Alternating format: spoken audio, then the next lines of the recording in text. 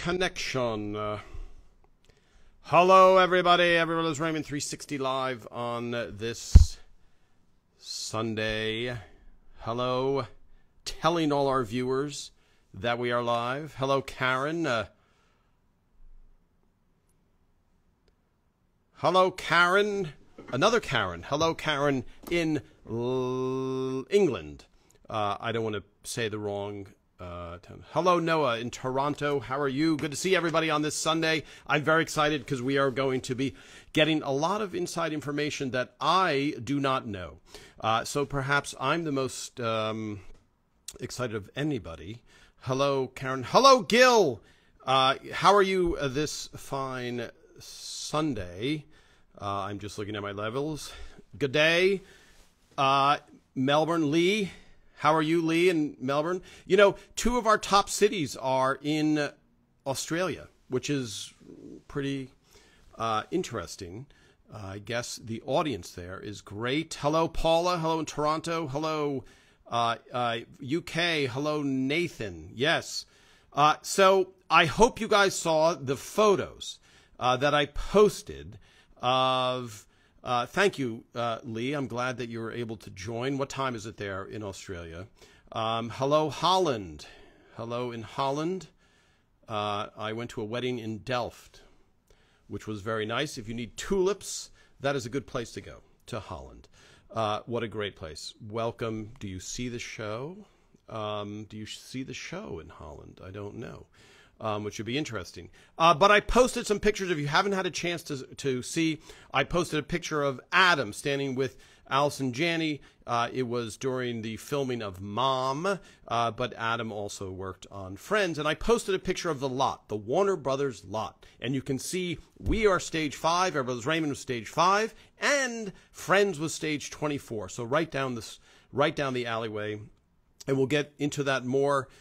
Because it's a very interesting thing to be on the same lot and yet two different shows, both of them very popular, but graphics. All right, here we go. Yes, there we go. Wow, that's loud. Turn that down. Hello, Adam. Hold on. Hello. Let me just, there we go. I had my volume down. Today, Adam. You froze. I froze. Hold on. Okay, now I see you. Okay. How is your internet, Adam? It's pretty good. I thought it was good. Okay. We'll get through this. You are a little frozen intermittently. And people watching, let me know if I'm freezing. Hello, Andrew Secunda. There's a name. Wow, Andrew Secunda. Yes. Good to see that. I can try to reboot my internet and then jump back on if it's let's see if people are complaining, but you're so far it looks good. Yeah. Okay. Let me read a couple of questions before we get into this, and then I'm very, very happy that you're able to join, Adam. I took the Warner Brothers store years ago. It was so cool. Sat on the Central Perk couch. And yes, Adam has done that in real life. So this is from Karen in Plymouth, England. You're okay, Tom. Adam is a little glitchy. She's not talking about your personality. She's talking about your internet. Adam is intermittent. Tom, you're good. Okay, that's really helpful feedback. So we can't have you. Does restart? Hello in Serbia. Does that help, Adam? Hi, Serbia. Yes. Yes, I can go somewhere else that's a less pretty background, but that will be faster internet. Okay. So why don't I do that? The background now looks like a prison cell. So I don't know when you say it's pretty. All right. Well, okay, to be perfectly honest, I have to escape from this prison real quick in Serbia. Weird coincidence. And then I'll just join back somewhere. Yeah. I'll just go. It'll be faster internet. I'll be right back. See you in a minute, Adam. So as I was saying, everybody, on the Warner Brothers lot, and this, because I was there, I know it in my head and the geography, etc. But when I think back on the old shows like I Love Lucy, and for those of you that are old enough and grew up in the U.S., there was all these Green Acres, Petticoat Junction, these type of shows all shot on one lot and shared a lot of the same sets because they were doing these country, these these. There's a term for all of those sitcoms: Green Acres, Petticoat Junction, etc. So, Leo, excellent question, Leo. Adam and I met because we had a friend who's I originally met because my friend was shooting a pilot downtown. He and I went there and took pictures. It was with a Canadian comedy group, and Adam was there. And I knew Adam's name because there was an article in a newspaper that was written about where we are both from, New Jersey. And there was an article about Friends writers and myself. And so rural comedies. Thank you, Bobby. Thank you, Bobby. In Hawaii, aloha. I'm making that assumption that you're still in Hawaii. So there was an article, so I'd read about Adam and his writing partner. And then years later, I was on a set downtown that my friend was shooting, and there was Adam. We talked, and then turns out he's a very good friend with another friend of mine. So that's how we met, in those circles. I've never been in a writer's room with Adam, but there's a lot of comedy people that you don't work with, but you randomly meet along the way. And so then he was writing on Mom. And so I would go there because I was friends with Allison Janney. And one time I helped write for the People's Choice Awards when Allison and Anna Faris were hosting. And so then I talked to Adam a lot on the set when I would go to the set. And then I said, you should come on and tell us the story of writing on Friends and many, many, many other sitcoms. So that's how we met.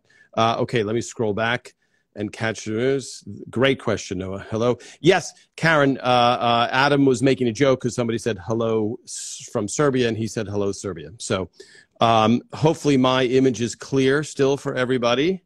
Thank you, Adam. Thank you, Donnell. And we're going to have, I think I will have our first mugs next week, which is very exciting. And then more stuff hopefully available before Christmas. Yeah. All right, scrolling back. And so for those of you that do get a chance to go to the Warner Brothers lot, you'll see that Stage 24, which is a Warner Brothers show, Friends was a Warner Brothers show. So Stage 24 has a plaque, and I posted a picture of Adam standing next to it. And I'm assuming that Adam probably has 0 pictures when he was on Friends of him outside the stage. But it says the Friends stage because that was such a juggernaut, giant hit, giant moneymaker. When you go to the Warner Brothers lot, there's all of these things that you can buy from Central Perk. You can sit on the couch. You can take pictures. They moved the fountain. So for those of you, and again, I know a lot of you don't necessarily know Friends if you are in another country and it's not popular, but I will say that Friends is probably the most universal sitcom out there. So a show like Seinfeld is very provincial. I don't think that plays very well. I know it doesn't in like Poland or Russia. It's just wouldn't translate. Ever Brothers Raymond translates very well. And Friends was especially popular when I was supervising a show in Poland. My 2 interpreters loved Friends. Friends was, it's a perfect wheelhouse. And also, if you're young, it's really a show for you. If you're a teenage girl or a teenage boy through your, let's say, 30s, that is the one. That was the coolest show. And when Adam comes on, I'll tell a story about what happened when Ray and I went to one of the filmings, and one of the times when I actually walked onto the stage with another comedian friend of mine unannounced. All right, let's see what we got here. Let's see this. Here we go. Is that better? Oh, wow. Adam, it's crystal clear. 4K, maybe even 6K. Yeah. And you can, if you keep tilting it down a little bit, we'll see all of your is this weird? You cannot do that. You cannot do that. Well, you can do that, but we are going to have some seasickness on our side. There we go. That's perfect. Better? Oh, beyond better. Perfect. Hello. Let me wave to some people. So, hello. Hi. Yes, these are a lot of your people, I'm assuming, Adam, joining. Let's see. See where popular. So, Adam, one of the things that I was saying is, okay, thank you, Karen, in Plymouth, England, much better. Leo in Toronto, 99.9% better. Wow. Okay. Wow. Okay. Yeah. Wow, everybody, great. Thanks for the feedback. All right, Adam, I want to go. Yes. I want to go back to the beginning, but I just want to find out. I want to go drop you right into the middle of Friends, and okay. I want to know were you at Friends for a bunch of seasons, for half a seasons, just for the people watching? I was at Friends. I was one of the original writers, so I was hired right after the pilot. So I was hired before the show was on the air. Okay. And the show, you were there when it became a juggernaut as well? Yes, absolutely. Okay. I mean, I was there when it was nothing. It was just a pilot that nobody knew what would become of.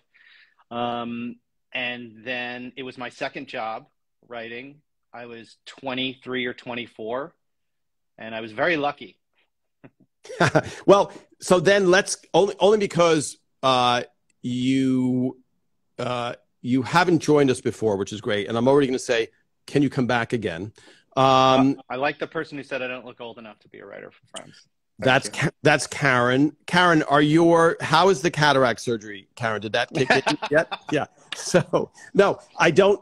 Karen is one of our biggest fans, and I would take that compliment because she's very good at being honest. So guilty of looking too young. So Adam, yes. When I started telling this story and started doing these lives, I had just come off of reading Desi Arnaz's book and Lucy Arnaz's book, and I was like, oh, Lucille Ball's book. And I'm like, oh, I want to hear from everybody that worked on I Love Lucy. Unfortunately, nobody is left. And so you only had like 2 little specks. So every single person, as you know, who contributes to a show, and on Everest Raymond is about 130 people, like they can't drop the ball. They have to step up. And you know that it's kind of like the astronaut program. You see 3 guys go to the moon, but there's 30,000 guys and women who have helped them get there. So yes, obviously the writers are at the top of the pyramid, right? But it's great. And there's no story that's too small. That's not interesting. So having said all that, let's go back to the beginning, Adam. You're in high school. You're before high school. You're watching sitcoms. You're always one. Yeah, I was yes. Okay. I was obsessed with TV. I was an only child. We lived way out in the country in New Jersey. And so a lot of my time was spent watching TV, much to the chagrin of my parents, but it really worked out. I really was obsessed with TV from jump. I remember being given the choice of watching Mr. Rogers, which was a children's program here in America in the 1970s, or Sesame Street, which is, the iconic children's show also in America that all the Muppets came out of. And I remember thinking as a little boy, why would anyone want to watch Mr. Rogers? Sesame Street is so much. It's got Kermit, it's got Oscar the Grouch, it's got the Cookie Monster. I mean, it's so much more creative and funny. And of course, we later found out Mr. Rogers is a lovely man, and he was, he was teaching kindness, and that was all great. But what was really interesting to me was, even as a young kid, I had a very strong preference for what was good and what wasn't. And I remember my first really vivid memory of sitcoms was watching repeats of The Odd Couple, which was the adaptation of the famous Neil Simon play with Tony Randall and Jack Klugman. The repeats were on at 5:30, so I could watch it when I came home from school. And they were so well written, and their comic timing was so perfect. I was just obsessed with it, and I started to memorize it. Same thing with Saturday Night Live. I just couldn't believe that was somebody's job, that they got to do that, and I just memorized them. So I loved things and I memorized them, and I was always obsessed with TV shows and movies.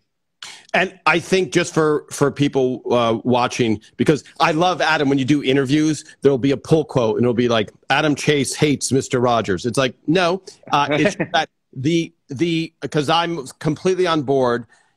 If you have a slightly sophisticated sense of humor or not even, Mr. Rogers is a delight. But the comedic appeal to an adult of Sesame Street was phenomenal, because that Jim Henson was playing to an adult, you know, he wanted to do adult comedy. It was obviously accessible to kids, but you're watching this, you know, he really was a genius building that, right? So you're you don't know necessarily you're responding to a genius, but you're like, if you watch Mr. Rogers today, I'm gonna trash Mr. Rogers also. I'm kidding, but no, but if you watch Mr. Rogers, the pace is slow. It completely works for children, but it doesn't. You can't watch it as a, you know, as a 14-year-old and be like, oh, this is pretty funny, you know? And then The Odd Couple was such a well-crafted show with two main characters, really basic differences in humans. So for people that have never seen The Odd Couple, there is a movie, and then there's this TV adaptation. And in the United States, many of the great TV shows were repeated, and Adam and I, who are, you know, grew up at the same time, you would come home and you could see the world's greatest sitcoms played at 3 p.m, 4 p.m, etc. And so those, you know, because I think your experience is very similar to like Phil Rosenthal's and Ray. You know, you're even though your parents are like, can you please not be lazy? Please, please, whatever. So then, Adam, since sitcom writing is not an option ever when you're talking to a guidance counselor, what is the next step? That's a good question. So I wanted to be an actor because my understanding of what I was watching on TV was the people who I see on the screen who are saying the funny jokes, that's the way to have a career in comedy. Not that I could even articulate career in comedy, but I just wanted to do or be involved with in some way what I was watching because it gave me so much happiness, and it's what I then would turn to talk about with my friends or my parents. And my friend, I had a friend, a close friend of mine, I forgot this, but told me I used to quote jokes from the Tonight Show to him. And he was kind of like, okay, you know, like when we were 9, and he was sort of like, okay, if that's what you like. And I didn't understand, why wouldn't everyone be obsessed with this sentence was so perfect. There was not a word choice. It was the exact right 5 words to be so funny. And he was just looking at me blankly, but I didn't care. That's what I was obsessed with. So I thought it was all about performance. So I wanted to be an actor. I was in all the plays at school and stuff. And then I went to Northwestern University, which is a really great undergraduate theater program, which was sort of good and bad in the sense, good, because it taught me that bad because I didn't get cast anything, but good because it taught me before I left school that I should not pursue being an actor. And sorry, and Adam, you're in, just for people, you're in New Jersey, rural New Jersey, which is, where did you grow up? What town? A place called Morristown. Oh, in Morristown. Okay. Because I grew up in Sparta. So, So for those watching though, Northwestern is where? Northwestern is in Chicago, just outside of Chicago in Evanston, Illinois. And they have this great theater program. And I went there, and I went from being the kid who was cast in all the high school plays to not getting in any of the plays. But I felt like I was still in the right building. I remember you would get an acting teacher in your sophomore year, and you had that teacher for the next 3 years. And you would do, you do scene studies. So you do the Greeks, you do Shakespeare, you do Pinter. And I remember we were doing a scene for Waiting for Godot, the iconic play by Samuel Beckett, one of the greatest pieces of, literature of the last 100 years. And I added lines because I was trying to get the other kids in class to laugh. Right. So it's like there were these clues along the way that, oh, this isn't what I think I'm supposed to be doing isn't quite right. Yeah. By the way, just to add for people who aren't necessarily, and this isn't even in show business, in theater, the word is gospel. So on a movie, you could pitch lines. So it's on a comedic level, the fact that Adam is, well, it's literally like, hey, this guy, Bill Shakespeare, wrote this thing. I think I can tweak it, get a couple laughs here. What do you think, everybody? Yeah, I think it could. Right. I think this moment in The Merchant of Venice could be a little funnier. Yes, that's right. That's a really good context. When you're doing theater, you cannot change a word. You are not allowed to change a word. You are supposed to make the words your own, but you cannot change a word. And that's that's what I did all the time. And, Yeah. you know, and so that's what helped. That was one of the many things, in addition to not being cast in any plays, that helped me realize I wasn't doing quite the right thing. So I switched to performance studies, which was essentially writing and directing. And as soon as I did that, I was like, oh, I like telling people what to do. That's what I like. Well, not in a controlling way, in a showbiz way, or maybe it is a controlling way. No, not in a controlling way, but like I wanted to whisper in the really good actor's ear, like, what if you tried this and that, whatever, and then it would be really funny. Like that I found weirdly satisfying, and no one had ever described that to me as anything that could be a career or you know. So and Adam, let me just go back a little bit. When you're not getting cast, right? So that means you're just getting rejection after rejection, right? After rejection. Mm-hmm. Does a professor say, or whoever, do they say, you know, Adam, have you thought about, have you thought about not acting? Because we would love you to not act. But did somebody say, you know, I see a spark in you, you keep changing the master's words and stuff. So maybe rather than us expelling you, what if you just did that path? Or was there any mentor? No, it was just me. They would have let me stay a theater major, and my grades were fine. And I did some okay work in class, but I could just see, like, in my acting class was Anna Gunn, who was Walter White's wife on Breaking Bad, and there were just people like that around. David Schwimmer was a couple of years ahead of me.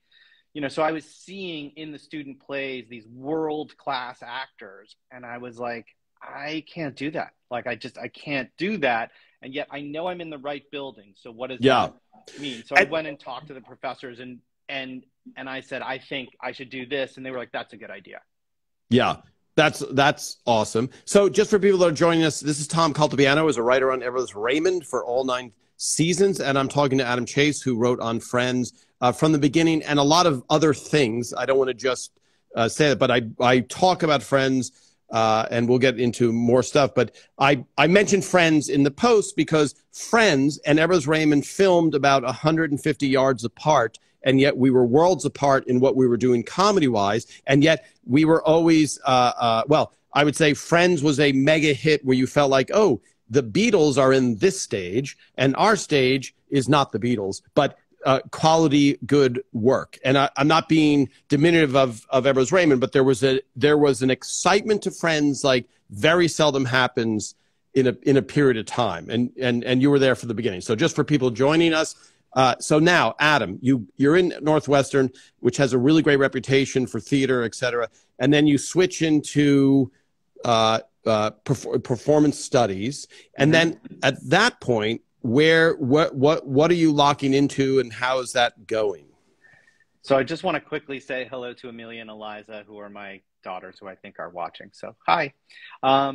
So your question was, how do I get from? Well, no, you transfer into that you've gone you know, I'm not going to try and act in every play since I've acted in 0 plays. Right. Let me do performance studies. And does that all of a sudden like, okay, here we go. And sorry, I just for people, if I was looking to do a show, you're looking for someone like Adam, who's like, okay, I think this will work. This will be funny. Let's try that. You're looking for that for someone who has the vision to make something funnier. That's what you're looking for when you're doing a sitcom, when you're in the writer's room, or when you're on the floor and something's not working. You need the person who's like, let's try this. You know, there's an answer.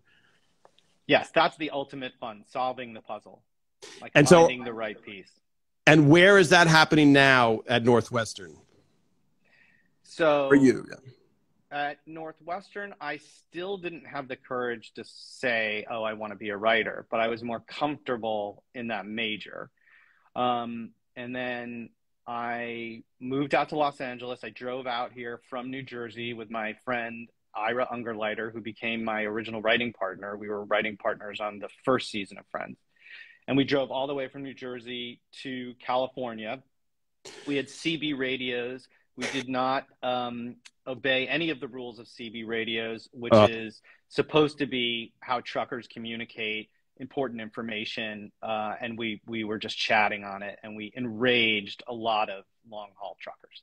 So I didn't see this story coming. So for some of the people in Chechnya, the drive from New Jersey to California is 3,000 miles ish. Yeah. So if you make it in 5 days, that's a decent pace. You can make it faster. It's a crazy long drive. And there was a CB craze before Adam's talking about, way before Adam's talking about, but you would on a CB radio, you would go, okay, break 19, and you would, oh, go ahead, you know, two knuckle-headed comedy writers that we think are truckers. And so that, it's funny that I wouldn't think a CB radio story would come out in this, but yeah. So then you make that crazy long drive and you have a place to stay. Yeah, I did. I essentially, and this helped. You'll sort of recognize where this is going. But I lived with 5 people and a dog in a 3-bedroom apartment. Obviously, that was helpful for writing on Friends.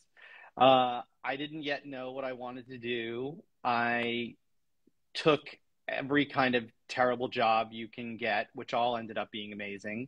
I was a assistant to an agent who threw things at me and yelled at me, but ultimately I learned a lot from back when people were allowed to behave like that. I don't think you can get away with that now. But I worked for a great agent. Now that I said she threw things, I won't give her name, but she was wonderful. Ultimately, she was wonderful. And then my dream was to work at The Simpsons. So I had sent them 10 different letters. And of course, I didn't hear back because The Simpsons was the center of the universe at that point. This is like the early 90s. So they were in maybe their 4th season or something. And it was like the total intersection of art and commerce. Like there was no bigger hit. The merchandise was everywhere. And I was obsessed with working there. And I really lucked out. I called finally to follow up on my 5th or 6th or 7th letter, whatever. And I somehow got connected to the head of business affairs who thought she had a business meeting with me. She thought I was a producer. She messed up my name. And when she answered the phone and I said, I'm following up on my letter about a PA position. She said, I thought you were a producer I had a meeting with in New York. And I said, no, but I really think I could do a good job getting lunch. And she laughed and said, you know, we might need somebody. I'll transfer you to this other woman. And I got an interview, and I'll never forget. I went for the interview at The Simpsons to be a PA. And a PA means getting lunch, making copies, probably at that point making less than minimum wage because you could get away with that stuff. And there was a stack of resumes on this woman's desk that was 5 feet high, hundreds, maybe thousands of resumes, Harvard MBAs, Yale MBAs, like the most impressive people. And it was simply because I had this weird stroke of luck that I was sitting there in front of her. And then I got to meet the president of Gracie Films, who I'm still friends with, Richard Sakai. And he said, why do you want to take this job? You're assistant to an agent. This is a downgrade. And I said, because I don't want to be an agent. I will do anything to work here. And he said, okay. And that job changed everything for me because I was working for James L. Brooks, the brilliant writer director who created Mary Tyler Moore Show, Taxi. He wrote and directed Broadcast News, Terms of Endearment. He produced Jerry Maguire. He created The Simpsons, amongst many other things. And he was very generous. He was a generous guy. He would read your script. And I just for context, Jim had an office at the time that was bigger than my apartment that I lived in with 4 other people. And there was a little ledge around the circumference, the right word? There was a little ledge around the office. The perimeter of the office, yeah. The perimeter of the office was filled with a little ledge, and it was completely filled with Emmys and Oscars. And this is a huge office, right? So you're talking 50 Emmys, 5 Oscars. Unbelievable. And this guy would read your script. And what all the other kids would do, the other PAs, they would give him their first draft. And I was like, what are you crazy? You give him your 15th draft and you write first draft on it. So to make a very long story short, that's what Ira and I ultimately did. And how much detail do you want? Because there's a little bit of a story here. Well, I just to pause again, this is Tom Caldabiano. I was a writer on Everyone's Raymond, and we're talking to Adam Chase, who wrote on Friends from the beginning, and we're just hearing about his transition from being an actor to writing in Hollywood, got a PA job on The Simpsons. And James L. Brooks is so iconic and large. So the story he's telling to me, who I've met James L. Brooks, and, he's told me how are you able to get into this room, stuff like that, is gigantic. So the idea of someone of his magnitude reading a script is floors me, because he's also exceptionally busy. And in the business, and I was going to get to this later, the worst thing Adam can hear is, oh, well, can I take your order? Oh, you're a writer. I recognize your name. Would you like to read my script? Okay, so that's almost the worst thing any writer can hear from anybody. So the fact that we're now poised to hear what happened when James L. Brooks is reading your script, as much detail as you want, Adam. Yeah, I mean, it was mind-boggling to me, and thank God I recognized this at the time. What an extraordinary opportunity it was to have one of the most talented, celebrated, and successful person who had a lot of jobs, theoretically, to give out. And, a complimentary word from could sort of change your life. To have the idea of this guy might read my script was mind-boggling. So I had been a PA for his production company. And then I got sort of a promotion, you would say, to be his body man on a movie. Now, that means when you're that sort of important and busy, not unlike the president, if you ever watched The West Wing, I was essentially Charlie. The president, or in this case, the incredibly successful writer-director, has a PA who just stands near him or her all the time, just waiting to hear, kind of like a cup of coffee, and you go and run and get the cup of coffee. And I'll poke fun at, Jim a little bit and those people a little bit, is that when you get to that level, a little bit, you live in a world of magic.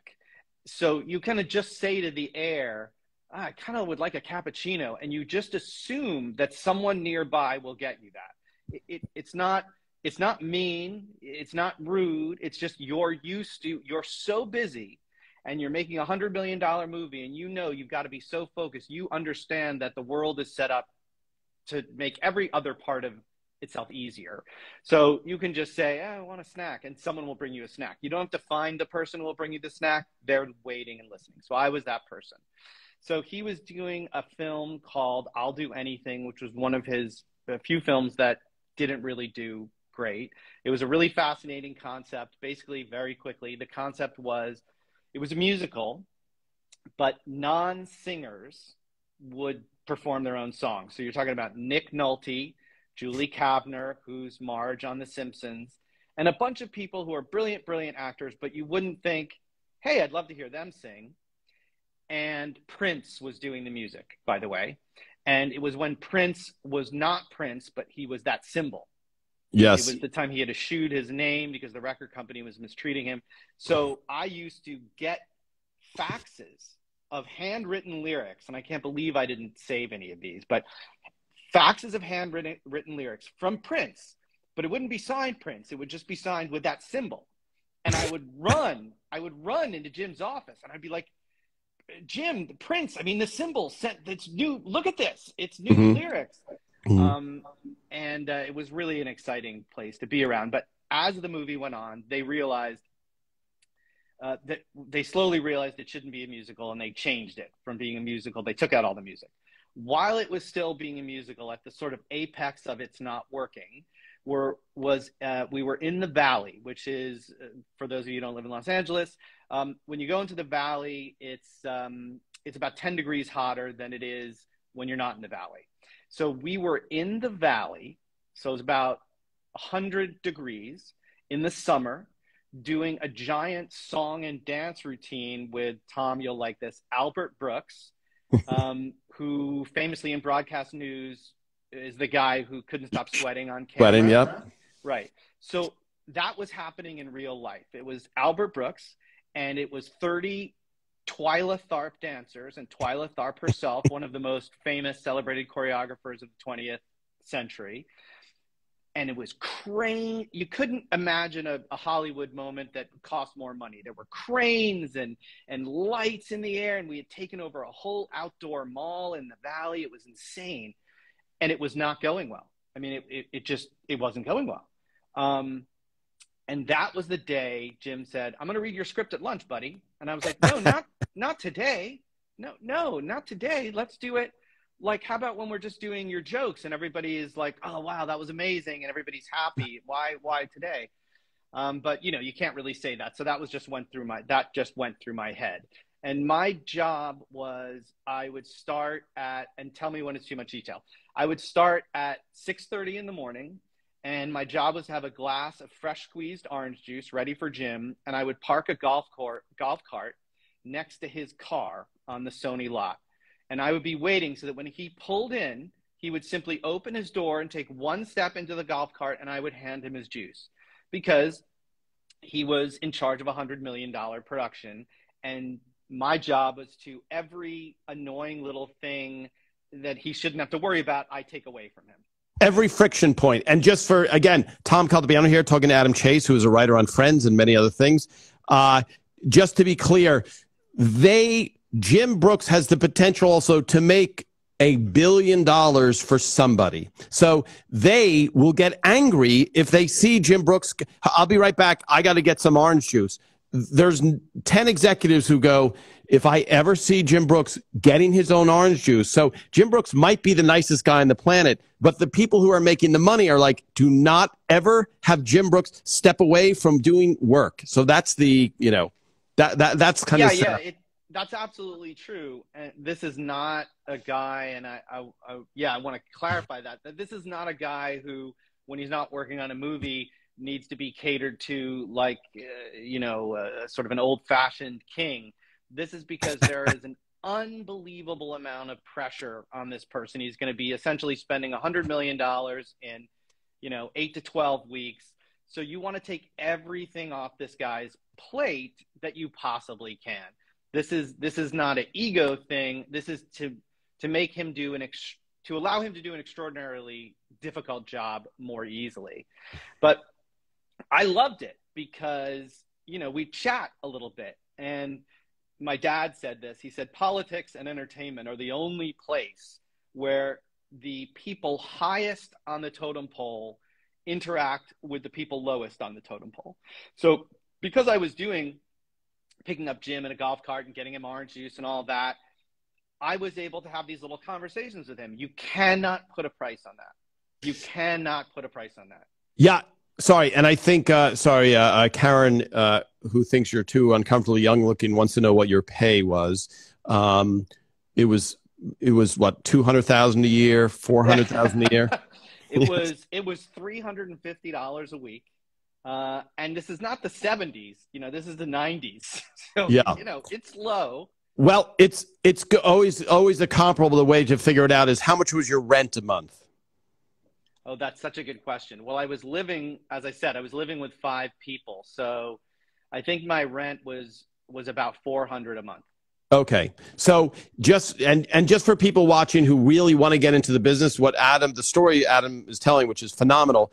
The best advice for anybody that moves out to Hollywood is make it so your monthly costs are so unbelievably low that even if you have 9 roommates in bunk beds, that's what you have to do, because otherwise you're going to get discouraged and you're going to have to compromise and be like, I have to take a regular job. I can't do this. And then the chance of being able to sit with James L. Brooks for $350 a week goes away. And that's right. And I think what just for people, because we will get to Friends and getting on Friends and writing on Friends and all that stuff. And what's it like to kiss all the lead actresses on Friends? I'm just trying to pull it back in, Adam. Yeah. So that ability, that freedom, and having the low overhead affords you what there is nobody on the planet who wants to get into the business who wouldn't pay $40,000 who had money to have a lunch with James, one lunch with him, it would go for that. And so what Adam's experience is when he's saying you can't put a price on that, it's astounding. So now, because Adam, we do have to get out of the Simpsons. And again, he's a PA, he's a production assistant, and he's sitting there. He's the what is the term that you're for James? I call myself a body man at that point. Body man. Is that an issue? I've never heard that before.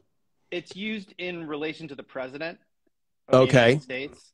But it has also been used in reference to when you're working for someone really important who has multiple assistants, who needs a lot of help because they are doing something that is unbelievably pressure filled and spending hundreds of millions of dollars. So they need a lot of support. Yeah. So now you're the body, because believe it or not, Adam, we only have about 15 minutes left. Oh my God. On this session, because I will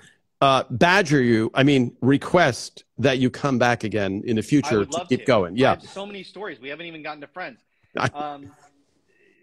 So I'll tell the rest of this story about Jim really quickly, which is he's about to read your script for everybody. He's about to read the script, and it's not on the day that James L. Brooks has just gotten great reviews and is done with his project. It's on a nightmarish day of hot shooting in the San Fernando Valley.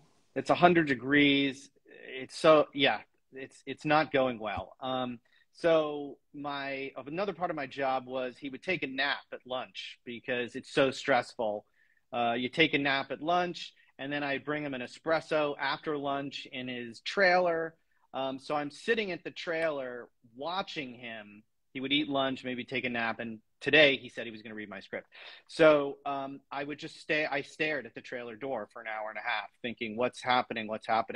And it's time to go get Jim. I knock on the door. I have his cappuccino. I'm desperately trying not to look at my script to see if the pages have been bent, but they have. Of course, I don't bring anything up. And he says to me, "Hey, buddy, I read your script. It's pretty funny." And I have no idea whether that means it was actually pretty funny or it really sucked. And I'm just want to get out of this conversation as quickly as possible. Long story short, but I guess not that short because we only have 15 minutes left. My buddy, Richard Sakai, I can now say my buddy, but at the time, my imposing boss, Richard Sakai, the president of Gracie Films, drove up in his sort of Batmobile type car. And he went to talk to Jim about some important thing about the movie or whatever. And they were standing at the corner of this mini mall that we were, outside mall that we were shooting at in the Valley. And there was a moment during their conversation where they looked over at me and then they went around the corner.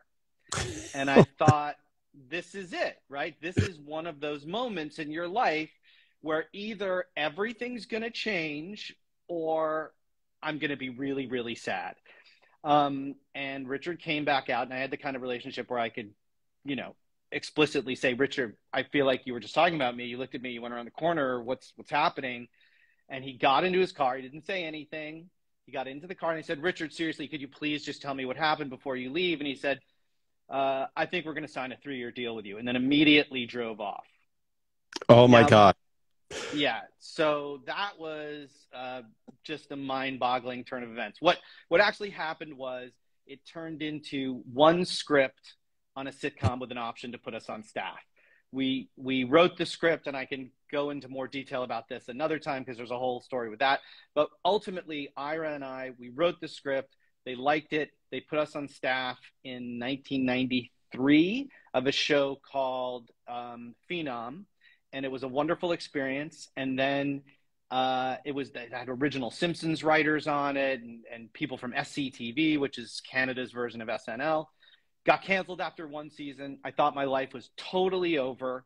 And then I got hired on Friends. So it was the best thing that ever happened to me, losing that first job. But none of it would have happened without Jim. So I thought when they ran, I thought he was going to say, Adam, have you ever thought about acting after reading your script?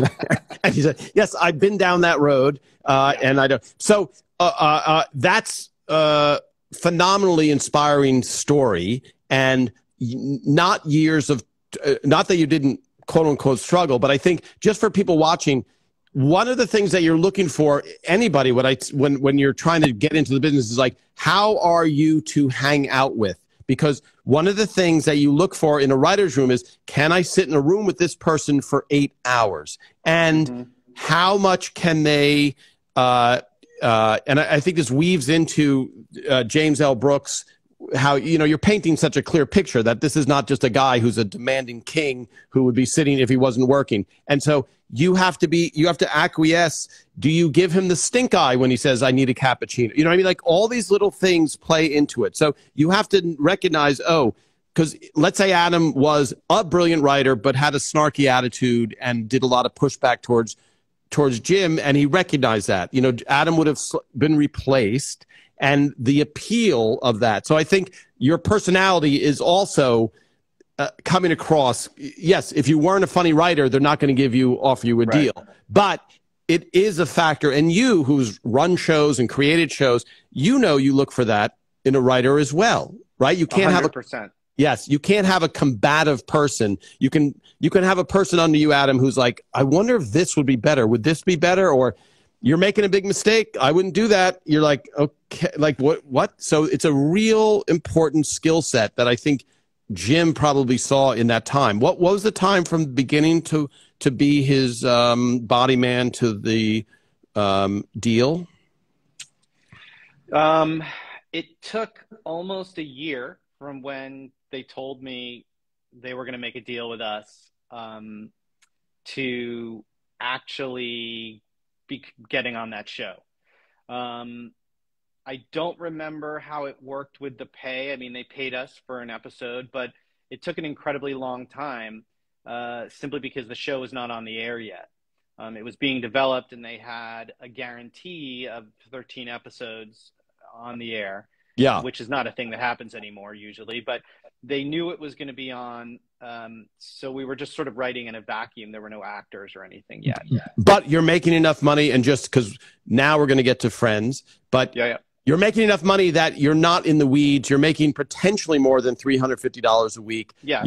You have to be, so it's kind of like, I have a roommate. I'm not in a mansion or anything. Oh, I don't want to paint the picture that you're looking at private jet brochures and stuff like that, but you got a place to eat and sleep if this comes through, and it's a dream.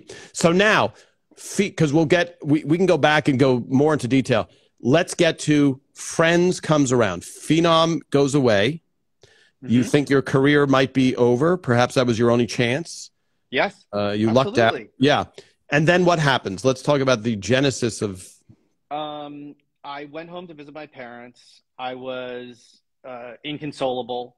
I really thought, who else is going to hire me? Jim only hired me because he got to know me, and these guys trust me. And how can I go through? And I imagined I would have to go through another 2-year process of sort of getting to know some important person, having them recognize that I might be smart or funny, and then having them give me a job. I just thought, but, and this is the gift of Jim Brooks, because Jim Brooks had essentially anointed us, because he had hired us and given us the stamp of they're funny, everybody wanted to hire us. And again, this is a nitty-gritty thing. Because we were a team, we were cheap.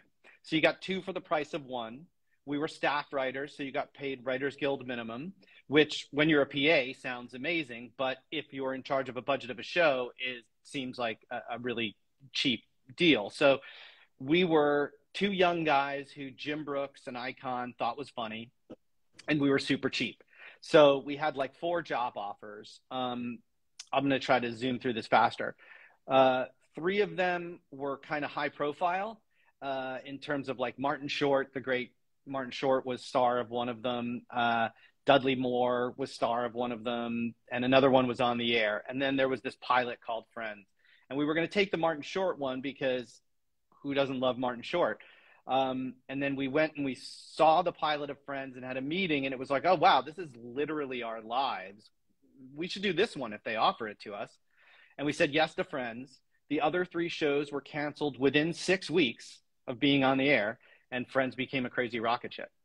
And when you saw the pilot of Friends, and by the way, Martin Short is one of the funnier people in the world ever. Like, there is nobody funnier. Like, and when you're betting on a show, so what Adam's talking about is he's sitting there. It's a little bit of, it's a huge gamble. It's what team are you going to bet on? And it's much more common for the experience of the show to get canceled right away than maybe the show will be one of the biggest hits in the history of TV, but there's nobody that's really known on it. Martin Short is a sure bet as far as there's no question about how funny he is, etc. So when you watch the Friends pilot, what do you think?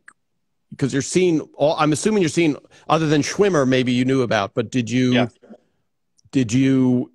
were you blown away by the cast, the writing, the situation, the commonality of that?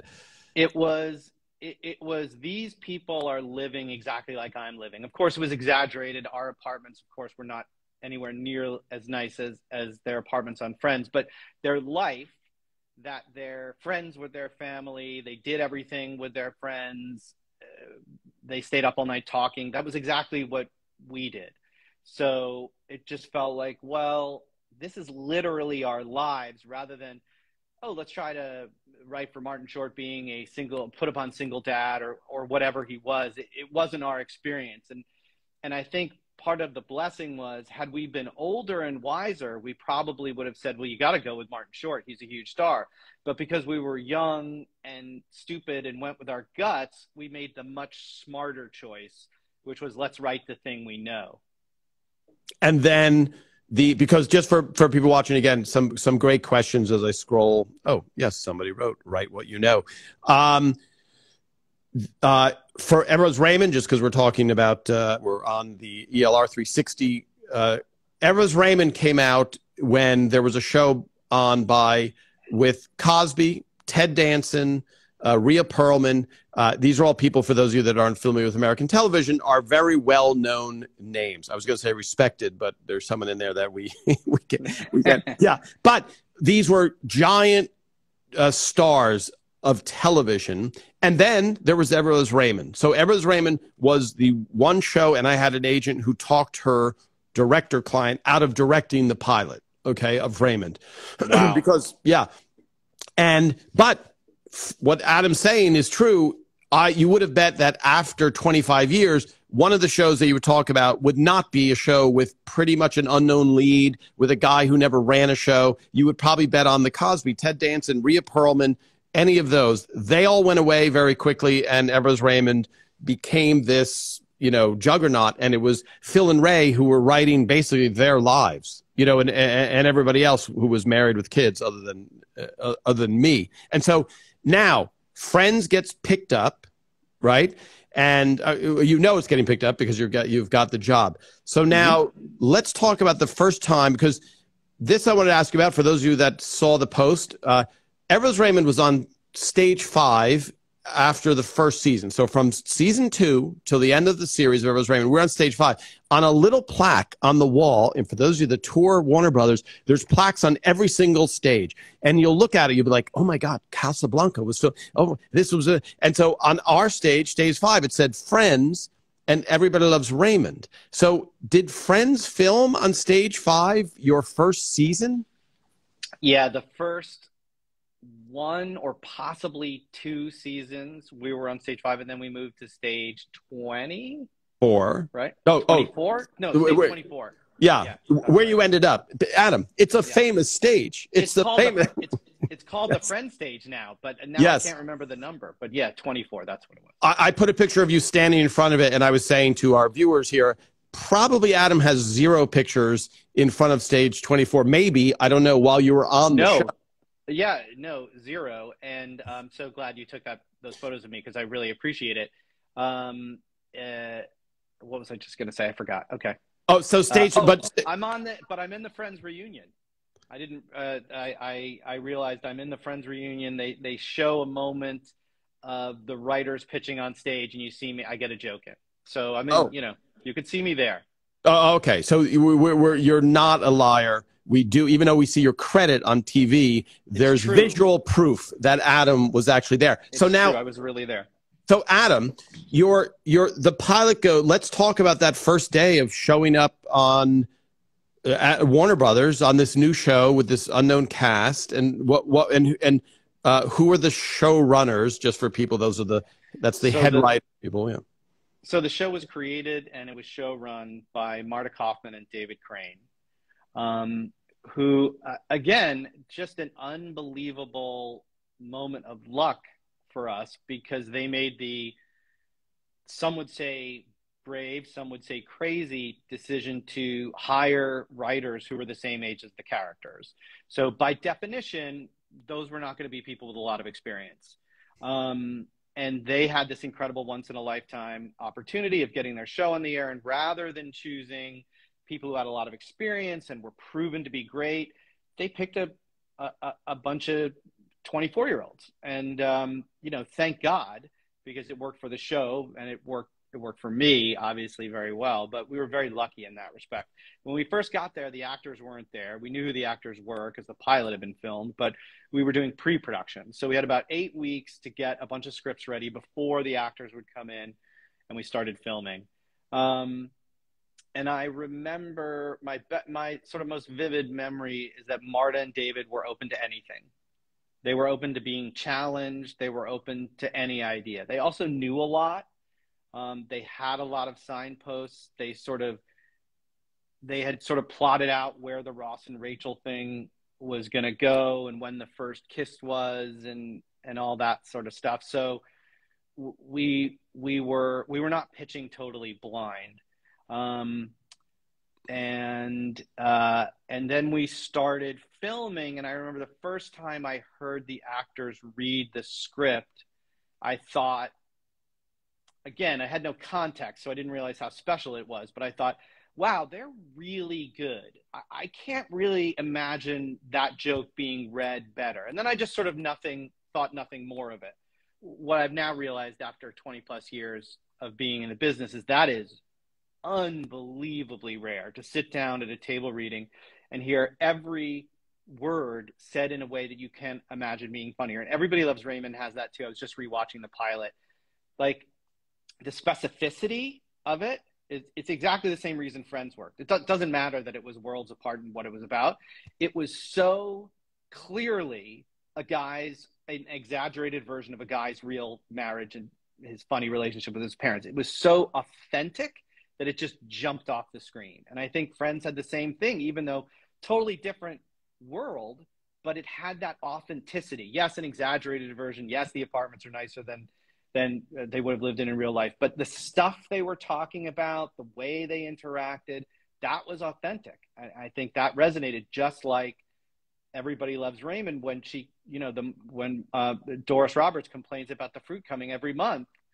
It's so real. My mom or my grandma would have said that, and that's what it is. Yeah, and I think I would agree, and I think the magic of the cast, and so I'm saying this as a writer, you would watch them read on Everybody Loves Raymond, you go, that's 10 times funnier than when we read it out loud in the writer's room, right, to ourselves. And you're like, oh my God, what they're bringing to the table. And not to cast aspersions, there's confusion on this when I post pictures of them, but the stand-ins are used so that the regular actors don't have to stand there while someone's trying to adjust a light. And every once in a while, one of the cast members would have to have a doctor's appointment, whatever. So the stand-in would have to read the part. And when you would watch the stand-in read the part, again, the stand-ins were delightful people. They weren't necessarily actors. And you would go, oh my God, I'm the worst writer ever. Like there can't be a worse writer, because that joke is terrible. And then the actor would come back later in the day for the run through, and you're like, you want to run up and thanks for saving my job, because you just hit it out of the park. So the Friends cast, and I think there's a banal nature of that existence of being a young person living all together, and the minutia and them elevating it is so magical. And it's and so at what point then, because we're already at we have a few more minutes, Adam, because you will definitely have to come back, because now it's because I have so many stories. Yes, oh my God, we haven't even gotten to them. Yes, we've left them wanting more. Do you remember the first inkling that this, not only the show, so sorry, let me go back a little. Adam said something about there was a 13 episode guarantee. So back in those days, that would happen. So now when you see people going, that show got canceled, I really like the show. So a show like Seinfeld was on for like 4, then it got pulled off, and it didn't become a hit, Seinfeld, until like season 3. And Everett Raymond, likewise, we were in the basement. You know, we were like 83 in the ratings the first year. But for Friends, when do you remember that moment of, oh, this, I see it on stage, no one's seen it yet, but now the pilot comes out. How long after the pilot airs was it starting to get buzz? Well, the pilot got very mixed reviews. It wasn't, there was nobody who was like, wow, this is going to be iconic. It's just not, you know, I remember some very famous TV critics were basically like, meh. So I remember, again, going to the first run through and thinking, wow, they are so good. I mean, they're so much better than we would read scenes in the room when we were done rewriting them. And we thought we were brilliant. And then we would hear the actors do it. And we're like, well, that's why we're the writers, because, wow, they're so much better. Yeah.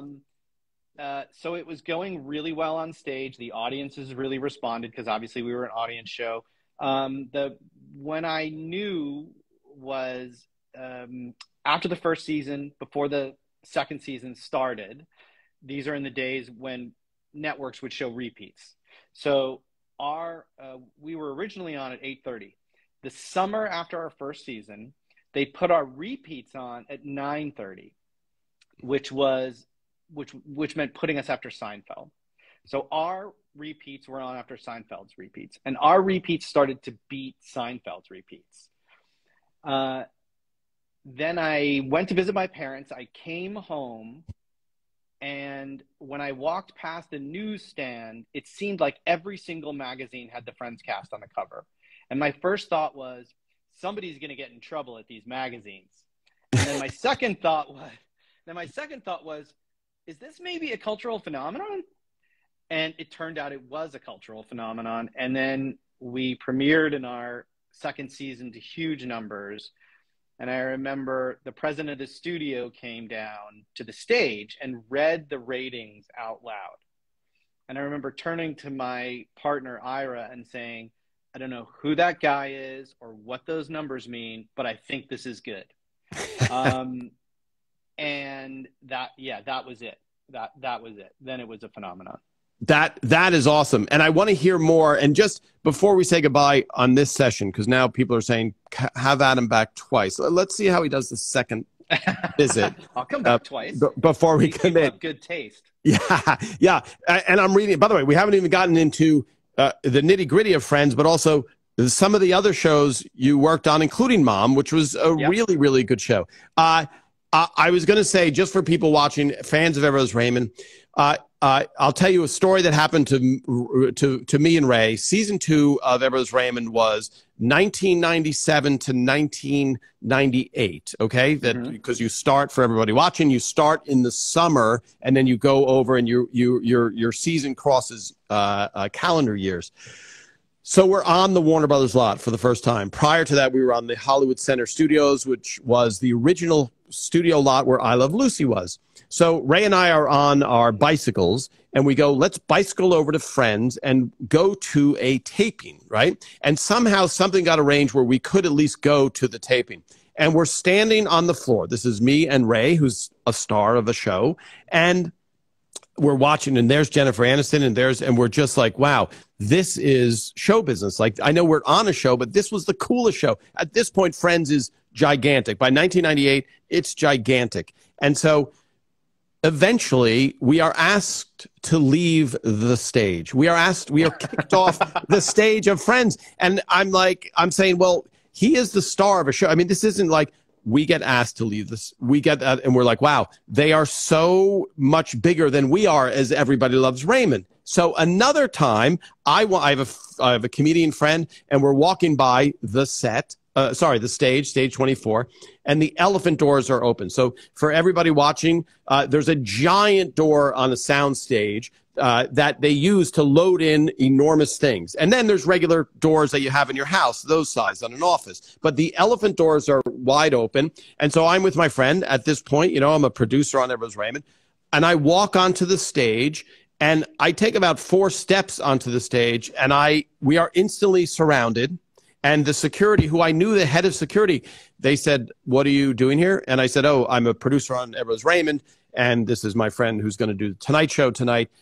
Just thinking, they go, "Oh, okay." Can I just show the set and take it?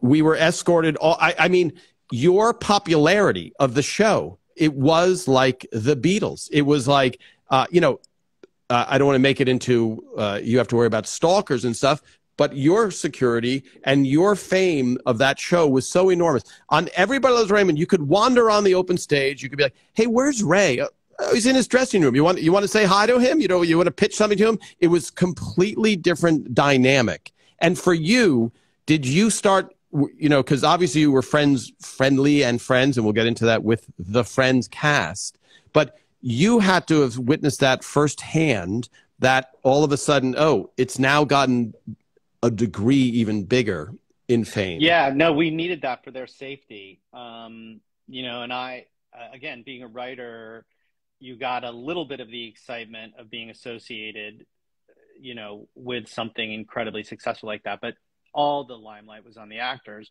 for good and for bad. And, unfortunately,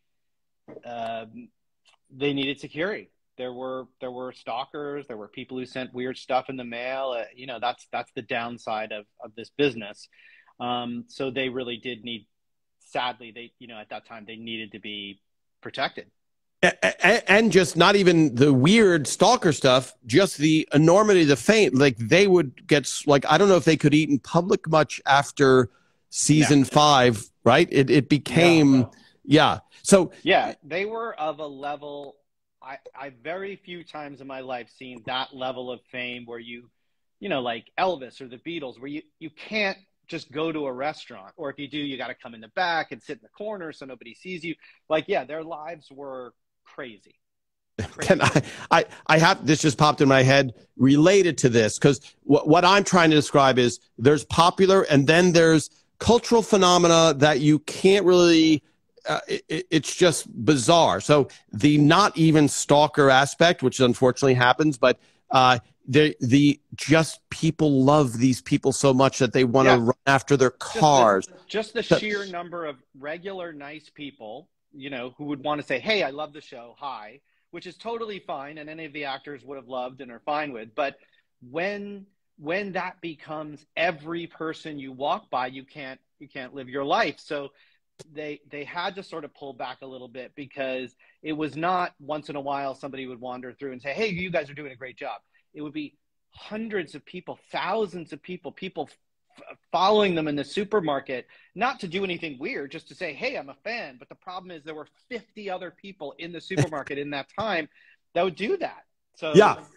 And that's the point I'm bringing up, because I don't want it to be, because yes, there is a thing of security where there's a little bit people that are off, but then there's just the volume that's only happens occasionally in history, where you have a popularity that is hard to comprehend, So now, even on the show, even on the lot, where people were only, like you, were only on the lot who were theoretically working, the sheer number of people who wanted to come by and check it out and just say hi, and "I love the show, you guys are doing a great job," would have prevented us from making the show. Like, that was a reason we had security, because there were so many drop-bys that it's like, you can't, we're rehearsing, we're shooting, we're doing a run through, like, we need to be not disturbed so we can make the show that you like.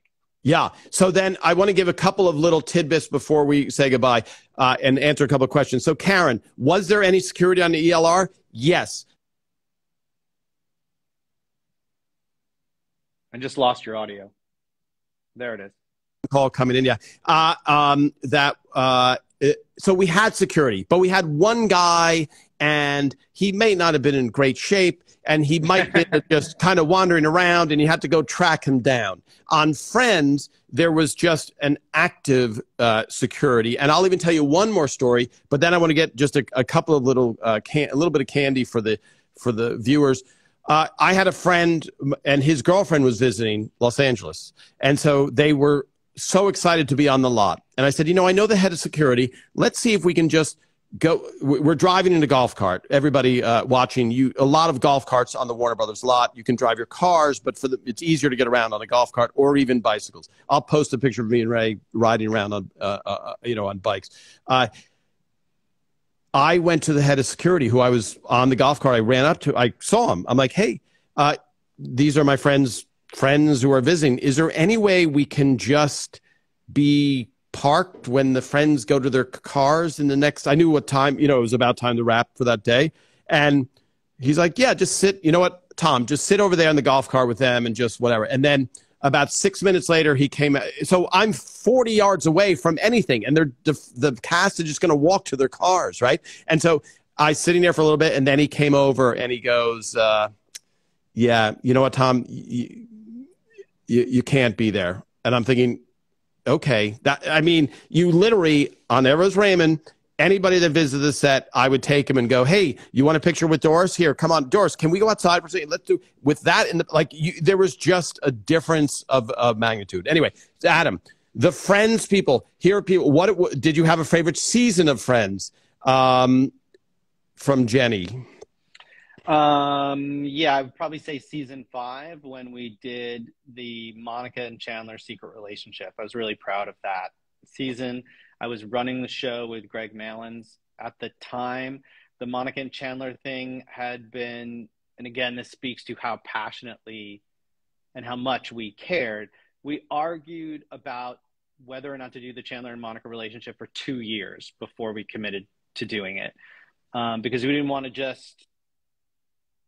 be jumping the shark, to use a phrase for when a TV show becomes hacky and predictable. We didn't want to just do it because we had run out of Ross and Rachel stories. We wanted to do it for a reason. And when we found they want to keep it secret thing and the reveal in London, then we're like, okay, we got to do it. And then, which is awesome. Sorry, only because we're now, it really is going long. And can you come back in November, Adam? Yeah. You think? Okay, we'll figure out a date, everybody. I'm just running through these questions really quickly because then I want to even get into the writing process on the show, the interaction. I know my experience from Everest Raymond and shows that didn't go as well as Everest Raymond, the interaction with the cast, et cetera, and also single camera versus multi-camera. We have a lot to cover. Sorry, were we required to wear an ID badge? Yes, actually, Bobby, after 9/11, I remember we had to wear something around our neck with our picture on it, and security really tightened up after 9/11. I don't know about, you guys. By the way, where was your production office? We were on the Warner Brothers lot, and we were in building, I want to say 136, I believe. And then we moved to the big there was a big tower that was much nicer and fancier that they moved us to once we were a big hit in season 3. Okay, so I asked for people that don't know. They're always interesting to me. Is Everest Raymond? Warner Brothers owned Friends, so they were the golden child of Warner Brothers.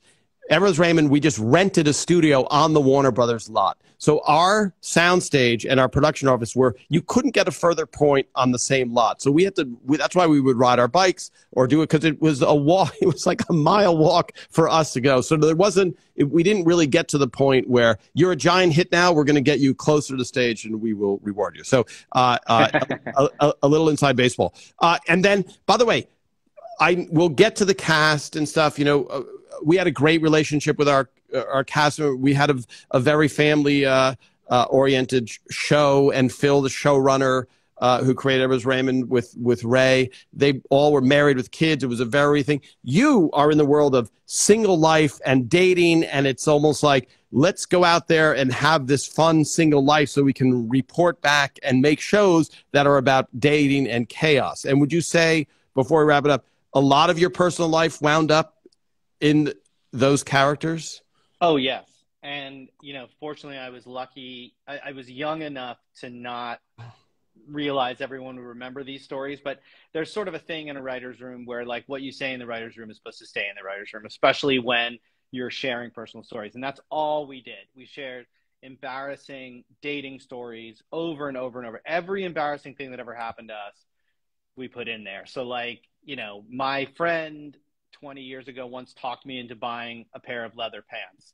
I never wore them, but we gave that to Ross, and that's where it came from. And it was embarrassing for me to, admit that I had been talked into doing this thing that it was a huge waste of money, but it became a good story on Friends. But constant.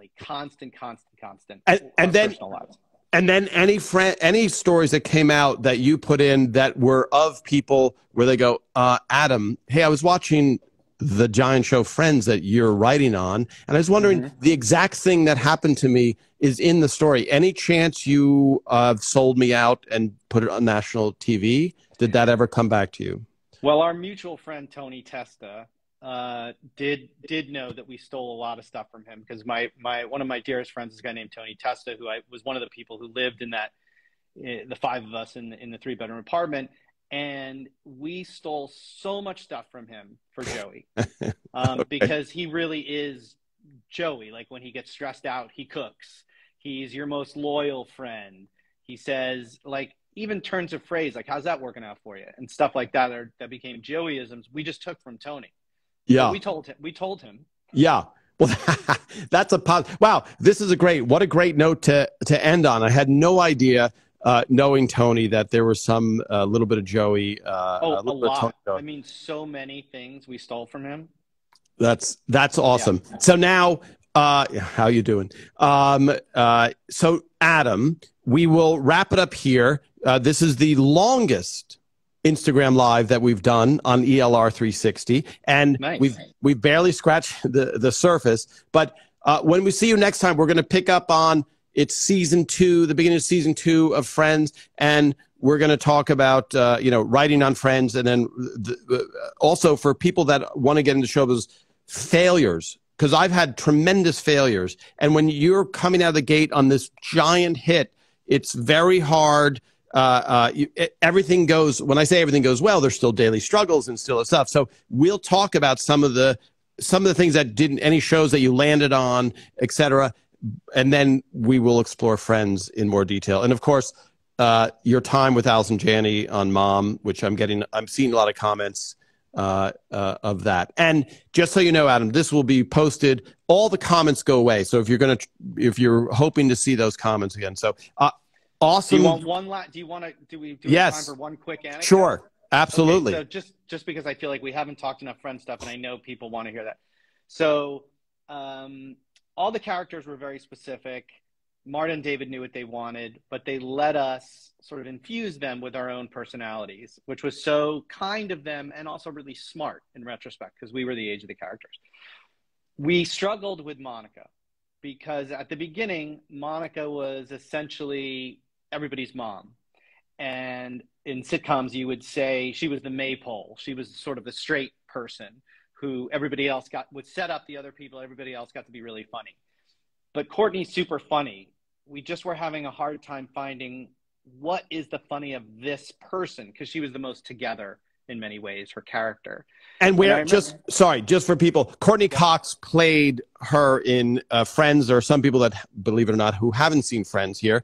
But Courtney Cox, and she's a beautiful, when you're struggling for that character, she's pretty straight. When you're the breakthrough that you're getting to, she's pretty straight, and the Joey thing is so specific, and Phoebe is so specific, right? So where are we in the show, Adam, at this point? We are about 11 or 12 episodes into the first season. At the end of a run through, because what would happen is you do a table read on Monday, then Tuesday you rewrite, and then Tuesday you see a run through where the actors are holding the scripts, and it's just for the writers. So we go down, we see the run through on Tuesday. For whatever reason, probably to go to craft services and to get a snack and a Diet Coke or something. Jeff Astroff and I, another writer, were there after run through. and no one was left on the stage. And Courtney came back onto the stage and straightened the furniture in her imaginary apartment. And we were like, what? And we ran back to the room and we were like, Courtney's arranging the furniture in her make-believe apartment. Like, that's it, right? Like, that's it. Because then you put together all these other things like, oh, Courtney's always the one who tells you, like, what kind of, I think people were just starting to get car phones in. It was like, you should call this guy and you should do this, that, and the other. And you're like, oh. And then we made her the control freak, and that just unlocked everything. That's awesome. That's awesome. And then it just feels like, oh, hey guys, we're looking at this mine. Oh, I see a thing of gold right at the edge. And then it's just like, it's pure gold from then on. I remember the hairs on the back of my neck standing up because everybody else was firing on all cylinders, but we could tell we weren't hitting it out of the park with Courtney yet. And then it was like, oh my God, we saw it. And we ran back to tell everybody else. And was there an immediate oh, great, problem solved? Yeah. Yeah, I mean, we didn't know exactly what it was, but it was like, there was like the recognition of like, oh, I've had an interaction where she sort of took care of me or told me what to do. And she was sort of very particular about, oh, what if we make her the most competitive control freak ever in the history of the world? Because she moved an ottoman like an inch. It actually became a story where I think it was Rachel moved a piece of furniture in the apartment and it drove her insane. And that was what it came from. And it was like, she only moved it a little. That was the observation. She came onto the set, she looked at it, she moved the ottoman like 2 inches. And it was like, that's a character. And we just, and that was it. Yeah. And then you can tap into anybody that you've ever met who has that trait and exaggerate it. And so it's funny because that's a phenomenal story. Let's open with that next time, Adam. Okay, great. I told about writing where sometimes you're sitting there struggling. And one time we did a show about lateness on Everyone's Raymond where Deborah's always late. And it was just in the writer's room. One of the writers said, I'm always waiting for my wife and she's always late. And then the conversation instantly was that, because some people are always late and some people are always early, and it drove people. As soon as you're having that awareness of like, oh, everybody has this relatable thing. And if it really makes you angry, that subject really makes you angry, you have comedy gold because there's an emotional investment there. All right. Female Felix Unger. Awesome, Bobby. Yes. Great callback to the beginning.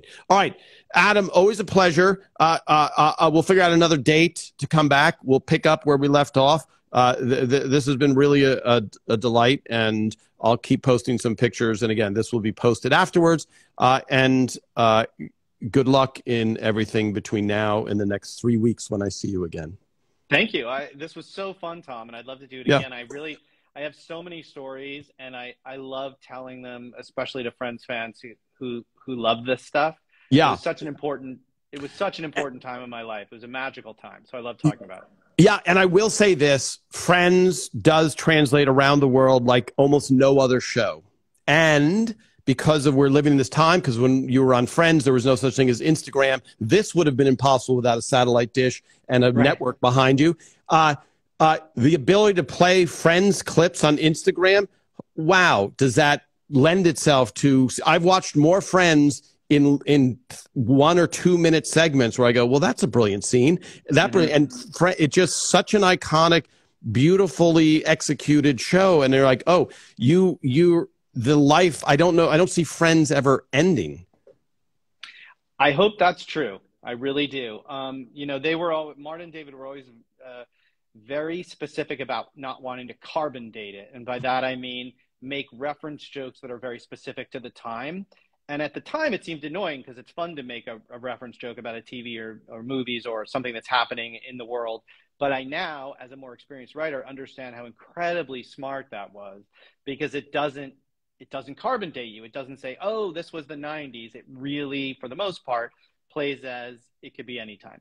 Yeah. Their only problem is you had the biggest celebrities in the world on there. So you're unfortunately tied to being the most popular show in history. It's like William Holden on the I Love Lucy. It's like, oh my God, you guys, by the way, we could talk for hours, but I just think yeah, everything obviously came together in such a great way. And for me to enjoy it on these little clips, I'm like, oh, this is just brilliant. And also the phrases that went into the zeitgeist. Like, it's a very, very, very, very rich history that has such a global effect. And, we did the same thing on Everest Raymond about not dating it, but it wasn't, there's a cultural phenomena that, because, you're talking about hairstyles on like the magnitude was, astounding. All right, Adam, always a pleasure. I'll see you in a few weeks. We'll pick up where we left off. Thank you, everybody, for all of your great comments. You're okay. I'm reading these. Yes, great. So much comfort watching ELR and Friends, like old friends. That's funny. See what I did there? Great. All right. All right, Adam, I will see you in a few weeks. Thank you. That sounds great. Thanks, everybody. That was Bye. Great. Bye.